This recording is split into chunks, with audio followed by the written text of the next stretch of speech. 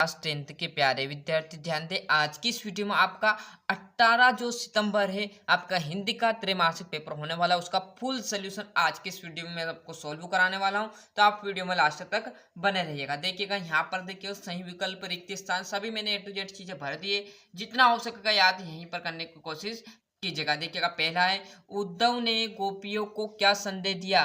तो योग साधना का। क्लियर है, किसका दिया था? योग साधना का, है ना। छायावाद के प्रतिनिधि कवि है तो जयशंकर प्रसाद, ना कि ऋतुराज, सूरदास, धर्मवीर भारती। जयशंकर प्रसाद, है ना। संचारी भाव की संख्या सभी को पता 33 है। यदि गद्य कवियों की कसौटी यहाँ कथन किसने कहा था? तो आचार्य ने कहा हुआ था। नेताजी का चश्मा पाठ की विधा पर लिखा हुआ तो कहानी पर, ना कि एकांकी, नाटक, निबंध, व्यंग्य। तो क्या जाएगा? कहानी पर लिखा हुआ है। मनु भंडारी के किस व्यवहार से तंग आकर प्रिंसिपल ने उनके पिताजी को बुलाया था? तो आंदोलनकारी। अब देखो यहाँ पर 6 दिया, ऐसा नहीं कि इसमें से 5 करना, एक एक नंबर के 6 ही है, 6 नंबर आपको मिलेंगे। क्लियर है, ऐसा मत कर देना, नहीं तो एक ज्यादा दे दिया 5 कर दो। 6 नंबर के इसमें कोई आपका ज्यादा नहीं देगा इस तरह। क्लियर है।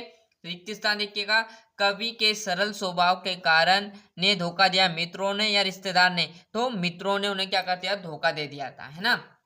भोलानाथ और उनके साथी बिल के पानी में उछलने लगे तो चूहों के बिल थे। क्लियर है, ना ही सांपों का कोई बिल रहता है ना। मनु भंडारी का जन्म मध्य प्रदेश के गांव में हुआ था तो भानपुरा गांव में किसका जन्म होता? मनु भंडारी जी का। छंद दो प्रकार को होते हैं, मात्रिक और आरण्यक। सूर की कविता डेटेटिस भाव की थी तो सांकी भाव की थी। बाल गोविंद भगत क्या करते थे? कबीर के गीतों को गाया करते और उन्हें आदर्श पर चला करते थे। देखिएगा सही जोड़ी। देखो इसलिए जल्दी जल्दी कर रहा है क्योंकि टाइम कम बचा। आप जितना हो सके आप अच्छे से मेहनत करके अंक ला सकते हो। कामयानी, कामयानी जयशंकर प्रसाद यानी एक महाकाव्य है। क्लियर है। कामयानी किसकी रचना है ये पूछ लिया था तो जयशंकर प्रसाद। और यहाँ पर कामयानी जयशंकर प्रसाद और क्या है? एक महाकाव्य भी है तो महाकाव्य है। सूर के पद मतलब सूरदास। उत्साह आपका निराला, और निराला मतलब आपका जो रहेगा हट नहीं रही है।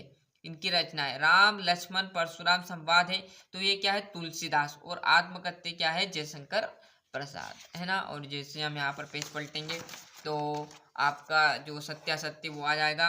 आत्मकथा कविता पहली बार हंस पत्रिका में प्रकाशित हुई, सत्य बात है। दूसरा है बाल गोविंद भगत के गीतों में प्रभु मिलन का भाव होता है, बिल्कुल सत्य। चौर्च पंचम की नाक पाठ में संस्कारी तंत्र का पर व्यक्त किया गया, बिल्कुल सत्य। यहाँ सत्यासत्य देखिएगा। एकांकी में एक अंक होता ना कि 4, ये बात गलत है। जहाँ दोनों पद प्रधान है वहाँ दिग्गु समास, यह भी सत्य रहेगा। रामचरितमानस एक खंड काव्य भैया गलत है क्योंकि ये महाकाव्य है, क्योंकि बड़ा है। रामचरितमानस खंड काव्य छोटा होता है तो एक खंड काव्य है तो बिल्कुल ये बात भी गलत है।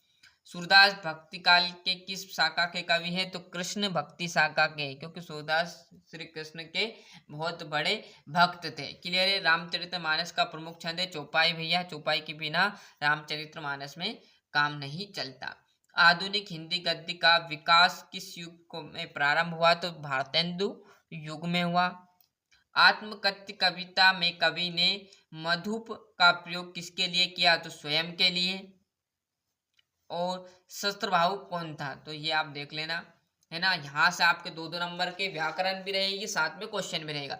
व्याकरण यदि चाहिए इसमें से तो आपको क्लास 10th के नाम से प्लेलिस्ट मिल जाएगी, हिंदी 2025 या 24 के नाम से। क्लियर, 24-25 के नाम से उसमें पूरी व्याकरण आपको ऑल टोटल मिल जाएगी, चाहे वो रीतिकाल का समय कब से कब तक माना गया हो। भक्ति काल के 2 कवियों के नाम, तुलसीदास की काव्यगत विशेषता, सूर्यकांत त्रिपाठी निराला का साहित्य में स्थान। क्लियर है। बाकी क्वेश्चन आपको कर लेना, बाकी व्याकरण आपको वहां पर मिल जाएगी यदि आपने नहीं पढ़ी हो और सरल भाषा में। क्लियर है। महाकाव्य खंड काव्य में 5 अंतर है, 2 आपको कर लेना है। अतिशयोक्ति अलंकार की परिभाषा उदाहरण सहित बता दिया। नाटक किसे कहते हैं? जिसमें अनेक अंक होते हैं। स्वयं प्रकाश जी की 2 रचना बता दिए। नेताजी सुभाष चंद्र की मूर्ति देखकर ये बात आपको लिख लेनी क्योंकि ये मैंने नहीं बताई, है ना। और मुहावरा लोकोक्ति में आपका अंतर बता दिया, समास की परिभाषा बता दी। क्लियर है। और अच्छे से स्क्रीनशॉट ले लीजिए आप तो, है ना। बाकी चीज़ आपको वहीं पर मिल जाएगी जैसे कि प्ले लिस्ट में। क्लियर, हिंदी में घबराने की कोई आवश्यकता नहीं, सारी चीज़ें आपको प्ले लिस्ट चैनल में मिल जाएगी, है ना। पद्यांश प्रसंग सहित वाक्य मतलब आपको 4 लाइन दे दी, इसी में से आपको प्रसंग लिखना है ढूंढकर, इसी में से आपको संदर्भ लिखना है और इसी में से आपको क्या लिखना है, भावार्थ मतलब आपकी वाक्य लिखनी।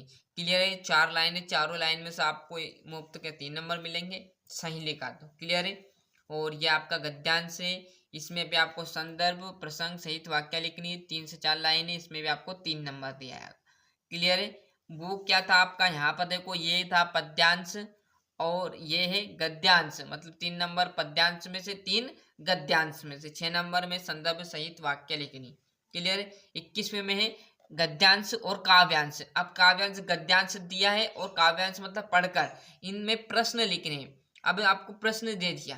क्लियर? इसमें प्रश्न नहीं दिया था, इसमें प्रश्न दे दिया कि उपयुक्त गद्यांश का उचित शीर्षक बताना है, सार बताना है, मनुष्य किस कारण श्रेष्ठ माना गया, तो मनुष्य अपने कर्म बल के कारण श्रेष्ठ माना गया। यहाँ पर लिखा हुआ लास्ट में, मनुष्य अपने कर्म बल के कारण श्रेष्ठ माना गया। बाकी उस शीर्षक और सार आपको लिख लेना है, इसको पढ़कर क्या सार निकला। क्लियर है?